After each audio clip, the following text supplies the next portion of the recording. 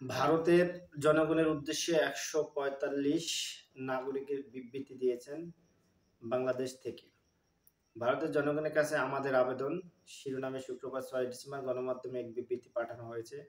সেই বিবৃতিতে উল্লেখ করা হয়েছে, আমরা এমন এক সংকটপূর্ণ সময় অবস্থান করছি যখন ভারত ও বাংলাদেশের কূটনৈতিক সম্পর্ক শোচনীয় অবস্থায় এবং কিছু ভারতীয় উগ্র সাম্প্রদায়িক শক্তির ক্রমাগত উস্কানি অঞ্চলের জনগণের মধ্যকার বন্ধুত্বপূর্ণ সম্পর্ক চির ধরাতে চাইছে ভারতের জনগণ। ভারত ও সরকারের আমরা কখনোই এক করে দেখি না। আমরা জানি ভারতের জনগণ হিন্দুত্ববাদী শক্তি ও সাম্প্রদায়িকতার বিরুদ্ধে লড়েছেন।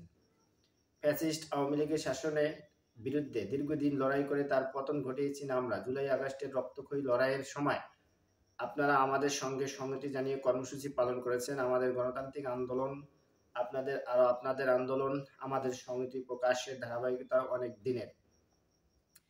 বিবৃতিদাতারা বলেন, সাম্প্রদায়িকতা ভারতীয় উপমহাদেশে বড় সমস্যা। সাম্প্রদায়িকতা মানুষে বিভাজন ঘটায়, ধর্মের ভিত্তিতে তৈরি করে বিভেদ, শিক্ষা, স্বাস্থ্য, কাজের অধিকার, নিত্যপণ্যের অস্বাভাবিক মূল্যবৃদ্ধি, নারীর প্রতি সহিংসতা এবং জনজীবনের আরও অনেক জ্বলন্ত সমস্যা আড়াল করার জন্য উপমহাদেশের প্রত্যেক শাসক গোষ্ঠী সাম্প্রদায়িকতার হাতিয়ারে কাজে লাগিয়েছেন।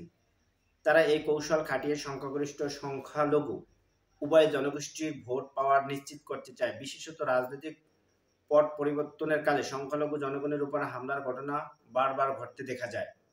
বিগত আওয়ামী লীগ সরকারের আমলে সারা বাংলাদেশে হিন্দুদের বাড়িঘর হামলা, জমি দখল, মন্দির ভাঙচুর ও হতাহতের ঘটনা ঘটেছে এবং ৫ই আগস্টের গণঅভ্যুত্থানের পর সারা দেশে হিন্দু জনগোষ্ঠীর ঘরবাড়ি, ব্যবসা প্রতিষ্ঠান, মন্দির হামলার ঘটনা ঘটেছে। কিন্তু গণঅভ্যুত্থানের প্রেরণার অনেক রাজনৈতিক দল হিন্দুর ঘরবাড়ি, মন্দির পাহারায় এগিয়ে এসেছে। সম্প্রীতি নূতন নজির স্থাপন করে। এছাড়াও ভারতের জাতীয় পতাকা মারানোর ঘটনায় এদেশের গণতন্ত্র মানুষ প্রতিবাদ জানিয়েছে, কিন্তু ভারতের অনেকগুলো সংবাদ মাধ্যম বাংলাদেশ সম্পর্কে আসল তথ্য প্রচার এখনো করছেন না। বিবৃতিতে আরো বলা হয়, ভারতের এক সংবাদ মাধ্যম ঢাকা আগরতলা ঢাকা রুটে একটি দুর্ঘটনা পরিকল্পিত হামলা বলে প্রচার করে। সেই প্রচারের কয়েক ঘন্টার মধ্যে আগরতলা বাংলাদেশের সহকারী হাইকমিশনের কার্যালয়ে আক্রমণ করা হয়, বাংলাদেশের পতাকা নামিয়ে ছিঁড়ে ফেলা হয়। সহকারী হাইকমিশনের হামলার ঘটনায় ভারত সরকার দুঃখ প্রকাশ করলেও মিথ্যা প্রচারণার বন্ধের কোনো ব্যবস্থা নেয়নি। আমরা চাই বাংলাদেশের প্রকৃতি ঘটনা যথাযথভাবে দেখানো হোক। এই ধরনের প্রচারণা থেকে যে কোনো দেশই লাভবান হয়, সাম্প্রদায়িক শক্তি লাভবান হয়, জনগোষ্ঠী, শাসক গোষ্ঠী। সম্প্রতি কৃষ্ণ দাস গ্রেপ্তার হওয়ার পর ভারত সরকার যে ভূমিকা অবতীর্ণ হয়েছে তাতে অবাক করেছে। চিন্ময় কৃষ্ণের বিচার পাওয়ার অধিকার আমরা সমর্থন করি, সেটা সবারই আছে, কিন্তু ভারত সরকারের পররাষ্ট্র মন্ত্রণালয় যেভাবে তড়িঘড়ি করে তার পক্ষে বিবৃতি দিল তা বিস্ময়কর। তাকে আদালতে উপস্থিত করার জন্য ব্যাপক বিশৃঙ্খলা পরিস্থিতি সৃষ্টি হয় এবং আইনজীবী সাইফুল ইসলাম আলিফকে হত্যা করা হয়। এদেশের জনমানুষের সম্মিলিত চেষ্টায় এই ঘটনার অজুহাতে বড় কোনো অপ্রীতিকর ঘটনা ঘটেনি। বাংলাদেশের হিন্দু জনগোষ্ঠী বরাবরই অসাম্প্রদায়িক রাষ্ট্র প্রতিষ্ঠার পক্ষে।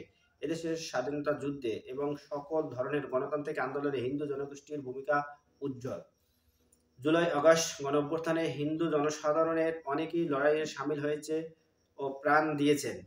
বিবৃতিতে বলেন, অনেক ভারতীয় প্রচার মাধ্যমে এই গণঅভ্যুত্থানে ইসলামিক মৌলবাদের বিজয় বলে অভিহিত করেন।